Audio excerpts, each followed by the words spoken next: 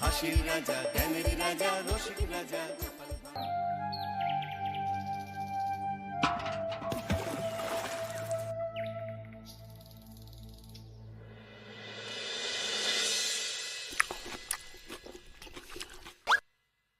নেই, জল শেষ হয়ে গেল নাকি? এই জানো তো, গ্রামের সব জলাশয়ের জলস্তর না নেমে গেছে, পুকুরও শুকিয়ে গেছে, কুয়োতে জল অনেক নিচে চলে গেছে। কি যে হবে কে জানে। এই বছর তো বৃষ্টি হয়েছে কম, তার উপর মানুষজন জল ব্যবহারের চেয়ে নষ্ট করে বেশি। দেখি, মহারাজকে বলতে হবে।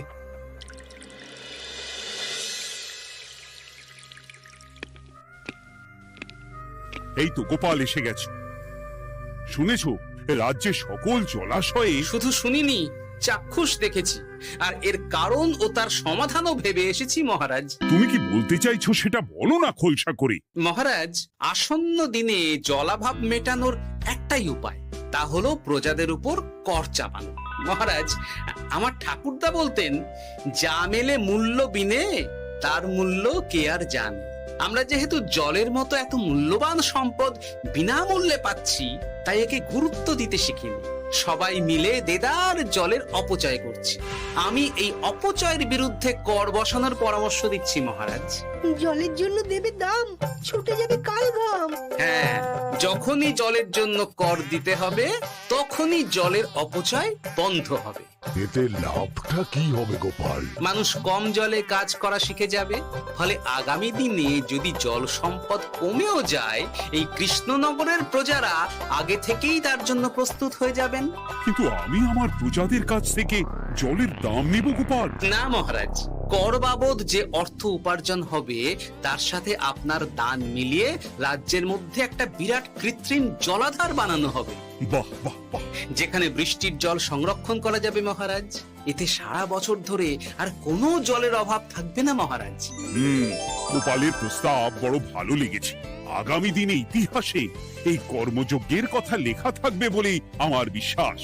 আর তাই আমি গোপালকে এই মুহূর্তে 50টি স্বর্ণমোহর উপহার দেব বলে ঘোষণা করছি। সাধু সাধু সাধু।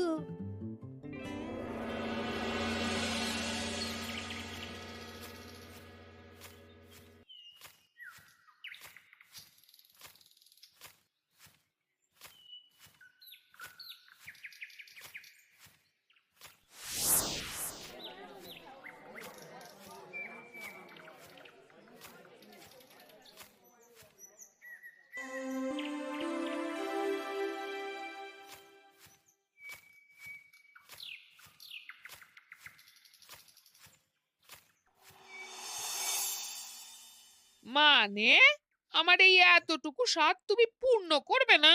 আমি কি নিজের জন্য চেয়েছি নাকি? সবই তো পাবে তোমার মেয়ে আর জামাই। হ্যাঁ, সে বুঝেছি গিন্নি, তাই বলে এতগুলো মুদ্রা আমি খরচ করতে পারবো না। পারবে না? আমি তাঁতির বাড়ি থেকে মেয়ে জামাইয়ের জন্য কয়েকটা শাড়ি আর ভালো পাঞ্জাবি কিনে একটু পাঠাবো। কিন্তু এখন আমার কাছে অত মুদ্রা নেই গিন্নি, পরে পেলে আমি ঠিক তোমার স্বাদ পূরণ করব। আবার বাজে কথা বলার জায়গা পাও না তুমি। এতক্ষণ কোথায় ছিলে গো?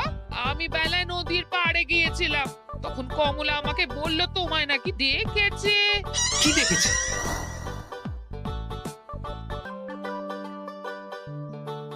কোথায় গেল? এত বড় মুদ্রা থলে কি হাওয়াতে উবে গেল নাকি?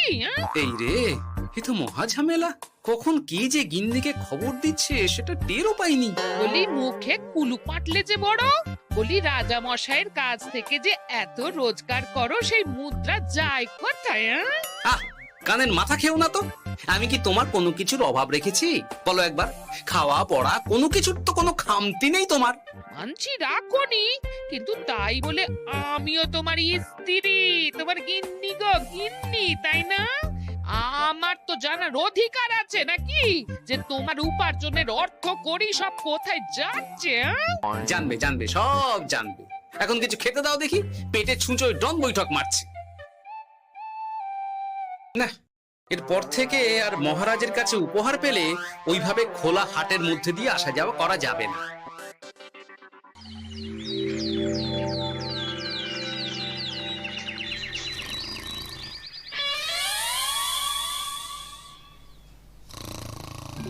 তোমার আর কোনো চিন্তা নেই গোপাল, আমি তোমার মাসোহারা তো বাড়িয়ে দিলাম, সঙ্গে প্রত্যেক দিন তুমি 10 মোহর করে পারিতোষিক পাবে।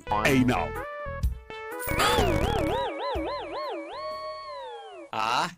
এই ভোরবেলায় একটা জব্বর স্বপ্ন দেখা গেল বটে। এই স্বপ্ন খুলে গেলে আর কোনো চিন্তা নেই। গিন্নি, ও গিন্নি, বলি গেলে কোথায়? গিন্নি, সারা নেই। ও গিন্নি, রাগ করলে নাকি গো? আরে এসো এসো, এমন একটা স্বপ্ন দেখেছি না যে তোমার আর কোনো চিন্তা থাকবে না গিন্নি। মোহর আর মুদ্রা একেবারে ঝরে পড়বে গো।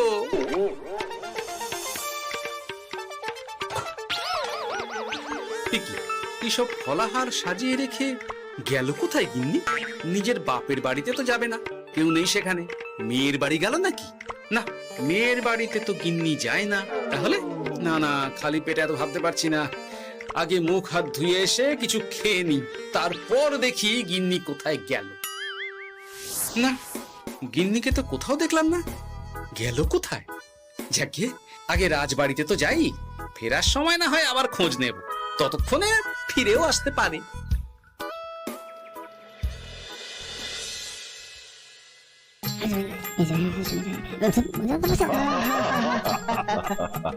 বাহ বাহ বাহ, একেই বোধহয় বলে সঙ্গগুণ। অনেকদিন এত হাসি নিয়ে। যা বলেছেন মহারাজ। হাসির চোটে পেটে ধরছে খিল। কর্তার গিন্নিতে দেখছি রয়েছে অনেক মেল। কি গিন্নি, তুমি এখানে কি করছো? কি গোপাল, তুমি রাজসভায় এলে যে বড়? তুমি নাকি রাজসভার কাজ থেকে অবসর নিতে চেয়েছো? হ্যাঁ, এই কথা কে বললো মহারাজ? এই তো উনি বললেন। বলি আমি আবার কি করব? তুমি আমায় একটা কাজ দিলে আর সেটা আমি করব না বলো? আমি তোমায় কাজ দিলাম? কি কাজ? বাবা গোপাল, তুমি কি আকাশ থেকে পড়লে নাকি? তুমি তো তোমার গিন্নিকে বলে পাঠিয়েছো যে তুমি আর রাজসভার কাজে যোগ দিতে চাও না। তোমার নাকি আর কাজে মতি নেই, তুমি বিশ্রাম চাও। এই রে, গিন্নি দেখি ভয়ঙ্কর চাল দিয়েছে। আমার নামে রাজসভায় এসে এইসব বলেছে। তাই কথা ঠিকই গোপাল, যে তোমার অবসর গ্রহণের কথা শুনে আমি বিশেষ মনমরা হয়ে পড়েছিলাম। কিন্তু তোমার গিন্নি যেভাবে রাজসভায় হাসি মজা হুল্লোড় পরিবেশন করছে, তাতে আমার মনে হচ্ছে এ সাপে বড় হয়েছে। এই বেলা যদি গোপালকে কায়দা করে রাজসভা থেকে তাড়ানো যায়, তাহলে আমার পথ থেকে বিরাট বড় একটা কাঁটা উপড়ে ফেলা যাবে। গোপাল গিন্নি সবার মধ্যে বিলিয়েছেন হাসি, তার জন্য রাজামশাই হয়েছেন ভারী খুশি। হ্যাঁ গোপাল, তাই আমি ঠিক করেছি তোমার স্থানে আমি তোমার গিন্নিকেই বহাল করব। হ্যাঁ, তোমার সঙ্গে ঘর সংসার করে ওর বুদ্ধি বেশ খোলতাই হয়েছে, সেটা বোঝাই যাচ্ছে। এছাড়াও আমাদের অনেক পরামর্শ দিয়ে সাহায্যও করতে পারবে। তাছাড়া উনি মহিলা বলে অন্দরমহলেও যেতে পারবেন, রানীমাও খুশি হবেন বলেই তো আমার বিশ্বাস। কি গোপাল গিন্নি, তোমার এই কাজ করতে কোনো আপত্তি নেই তো? আপত্তি কেন থাকবে মহারাজ? আমি ধন্য আপনি আমায় এত বড় সম্মান দিচ্ছেন বলে। এ তুমি আমার কত বড় সর্বনাশ করলে গিন্নি। তুমি কিনা শেষে আমার চাকরিটাই খেলে। এটা গোপালের জন্য বড় ভালো হলো, তাই না? কোনো কাজ করতে হবে না, কিন্তু রোজগার আগের মতোই থাকবে। অবসর আর উপার্জন একসাথে। না হে গোপাল, তুমি আর এখানে কাঁচু মাচু মুখে দাঁড়িয়ে না থেকে নিজের বিশ্রামে ব্যাঘাত ঘটিও না। আমাকে সবার কাজ শুরু করতে দাও। যথা আজ্ঞা মহারাজ।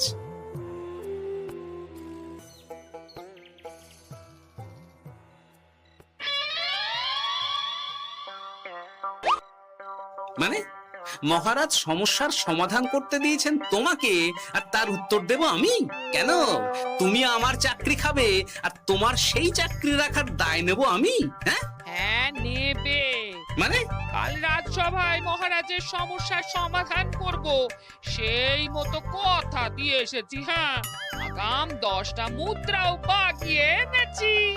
তার থেকে তোমায় একটা মুদ্রা দিলাম, এখন মানে মানে আমাকে উত্তর বলে দেবে, না হলে আমি কেন দেব? আমি পাবো একটা মুদ্রা, আর তুমি আমার কাছে উত্তর জেনে নিয়ে সেটাই বলে পাবে 9 মুদ্রা। কিছুতেই না। বলবে না? না। তাহলে ভালো করে শুনে রাখো, আজ থেকে ঘরের উনুন আগুনে হাঁড়ি চড়বে না। চাকরি তো খুইয়েইছ, এবার না খেয়ে প্রাণটা খোয়ানোর জন্য তৈরি হয়ে যাও। হ্যাঁ, ওরে বাবা, এমন কথা কেন বলছো গো গিন্নি? তুমি তো জানো যে খিদে একদম সহ্য করতে পারি না। এখন যদি তুমি এইসব বলো তাহলে আমার রক্ষে নেই গো। বেশ, তাহলে আমি যা জানতে চাইছি শ্বশুর শ্বশুর করে বলে ফেলো দেখি। এ আমি কি শাঁখের করাতে পড়লাম রে বাবা।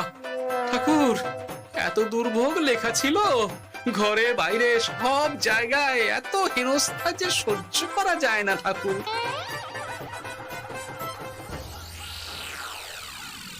একেই তো বলে গো গিন্নি, মেঘ না চাইতেই জল। এতদিন কতভাবে চেষ্টা করেছি গোপালকে রাজসভা থেকে তাড়াবার, আর গোপাল নিজেই কিনা রাজসভা থেকে পালিয়ে গেল। সব বলছো? তোমার শরীর ঠিক আছে তো? শরীর মন সব ঠিক আছে, তবে গোপালের বদলে কাকে বহাল করা হয়েছে শুনলে তোমার মাথা ঘুরে যাবে। কাকে? গোপাল গিন্নিকে। আমার কিন্তু বিষয়টা খুব একটা সরল ঠেকছে না গো। গোপাল ভাঁড়ের বুদ্ধি তো আর যে সে বুদ্ধি নয়। উনি যাই করেন খুব ভেবে চিন্তে করেন, এর পেছনে আবার কোনো মতলব নেই তো। এটা তুমি মন্দ বলনি গিন্নি, গোপালকে নিয়ে সত্যি কোনো বিশ্বাস নেই। ও কখন কি ঘোট পাকাচ্ছে বলা যায় না। আমাকেও সাবধানে থাকতে হবে, দেখতে হবে যে গোপাল আসলে কি চাল চালতে চাইছে।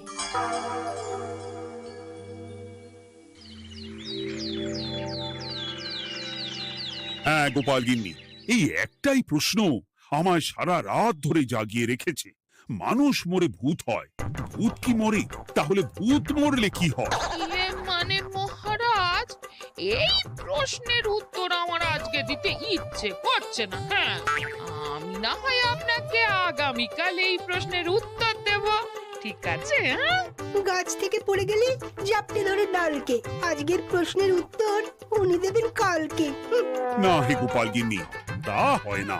এই প্রশ্ন আমাকে সারা রাত বিচলিত করেছে। আবার যদি আজকেও এই প্রশ্নের উত্তর না পাই তাহলে তো আবার একটা নিদ্রাহীন রাত আমাকে কাটাতে হবে। মানে আমি বলছিলাম কি মহারাজ, গোপাল গিন্নি তো সদ্য এই কাজে বহাল হয়েছে, তাই তাকে তো একটু সময় দেওয়া দরকার নাকি? কিন্তু প্রশ্নের উত্তর না পেলে যদি মহারাজের শরীর খারাপ হয় তার দায় কে নেবে মন্ত্রী মশাই? এই রে, এখন আমি কি করব? এ তো মহা বিপদে পড়লাম দেখছি। আচ্ছা মহারাজ, ঠিক আছে ঠিক আছে, আমি এই প্রশ্নের উত্তর দেব, কিন্তু আমার না একটু সমস্যা আছে। খোলা হাওয়াতে গিয়ে না দাঁড়ালে আমার ঠিক মাথা খোলে না, তাই বলছিলাম। তাই না হয় যাও, হাওয়া খেয়ে এসে মাথাটা খোলতাই করে নাও, কিন্তু এই প্রশ্নের উত্তর আমাকে আজকেই দিতে হবে। হ্যাঁ, উফ, এই যে কি সমস্যা! সারাদিন ঘরে বসে থেকে থেকে তো আমার সারা গায়ে বাদ ধরে গেল। সেই সকালবেলা আমাকে ফলাহার করিয়ে দিয়ে গিন্নি তো চলে গেছে রাজবাড়িতে চাকরি করতে। এদিকে আমার যে পেটে কিচ্ছুটি নেই, তার কি হবে? মহারাজ দোকানে গিয়ে যে ভালো মন্দ খাবো তারও উপায় নেই, তাহলেই তো কাঁড়ি কাঁড়ি খরচা। না, একবার দেখি তো উনুন ধরিয়ে অন্তত ভাতটা চাপাতে পারি কিনা, তাহলে গিন্নির ওই হাঁড়ি না চড়ার হুমকির হাত থেকে অন্তত বাঁচা যাবে।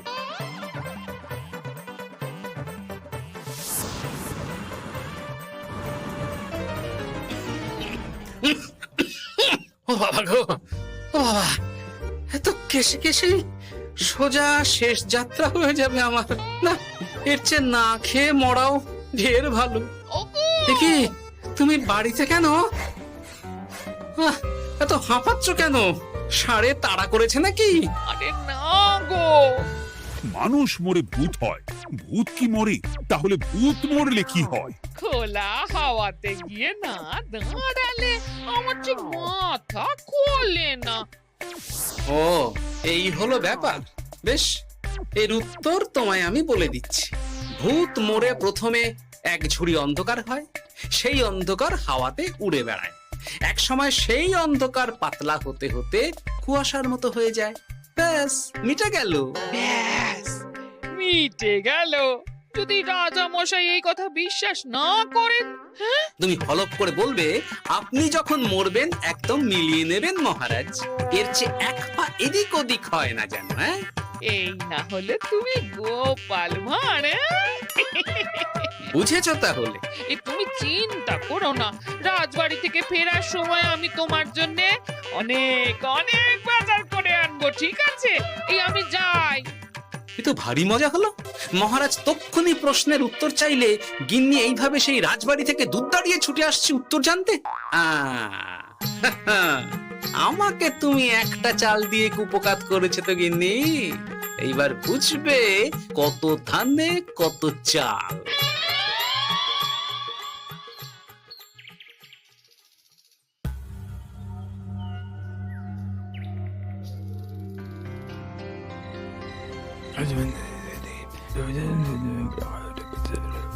বুঝেছিস তো তোর কাজটা? খুব বুঝেছি গোপাল দাদা।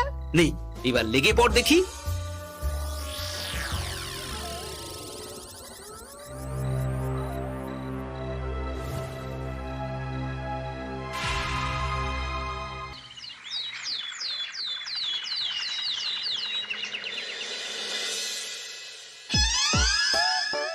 তাহলে আর বলছি কি তোমাদের, সকালবেলায় উঠে দেখি মুখের এই হাল।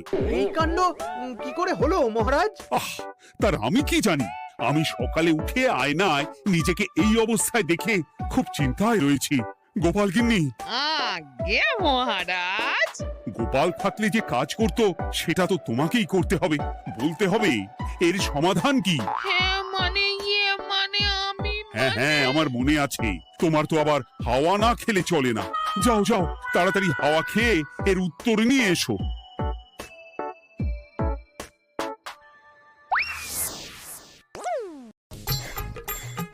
এই জন্য তুমি এত দূর ছুটে এলে গিন্নি?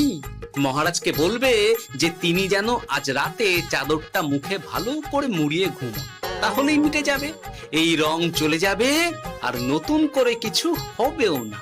ও মা, বলি এত সোজা সমাধান, হ্যাঁ? তা নয় তো কি?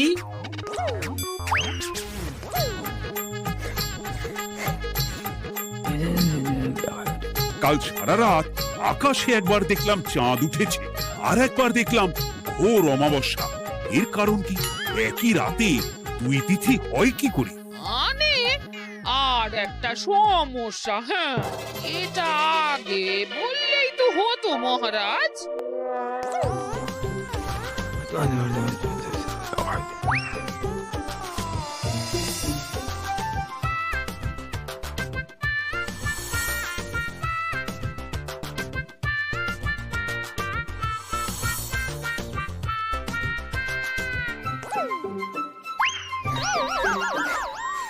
এ কি, তুমি হাওয়া খেতে গিয়ে এইভাবে খাবি খাচ্ছ কেন গোপাল গিন্নি? এর কারণ আমি জানি মহারাজ। সে কি কাণ্ড! তুমি কি করে জানলে? গোপাল গিন্নি মোটেও হাওয়া খেতে যায়নি মহারাজ, সে গেছিল নিজের বাড়িতে গোপালের কাছে আপনার বলা প্রশ্নের উত্তর জেনে আসতে। মানে গোপাল গিন্নি তার মানে আমাকে ঠকিয়েছে? তা জানি না মহারাজ, তবে আমার মনে হয় এর পেছনে গোপালের কোনো গভীর ষড়যন্ত্র আছে। না হলে সে এমনটা করবে কেন? আর এক রাতেই আপনার সাথে এতগুলো অদ্ভুত ঘটনা পর পর ঘটবে কেন? বটে, এক্ষুনি গোপালকে ডেকে আনো।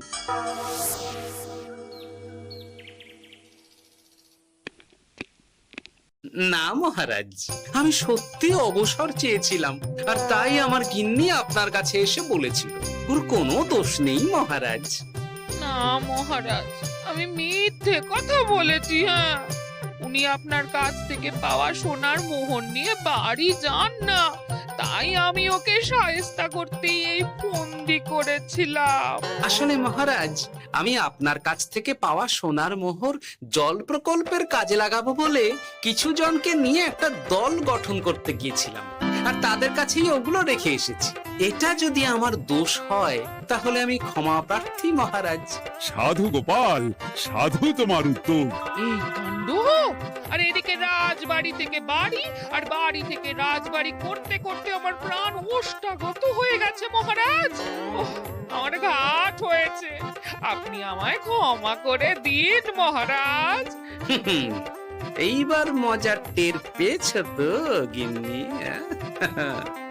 আপনি আপনার আদরের গোপাল ভাঁড়কেই তার চাকরি ফিরিয়ে দিন মহারাজ। আমি যাই আমার হেসেল সামলাতে। কেলে পচা খুব ভালো করেছে বলতে হবে।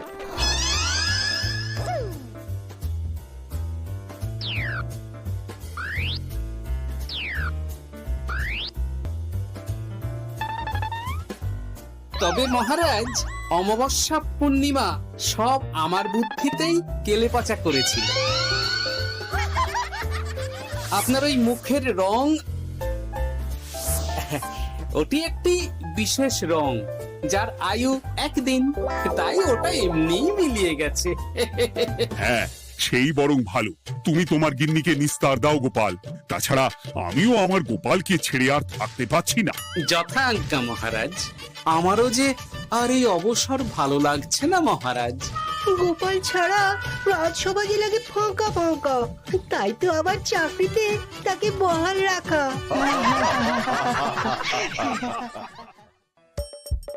হাসির রাজা জ্ঞানের রাজা রসিক রাজা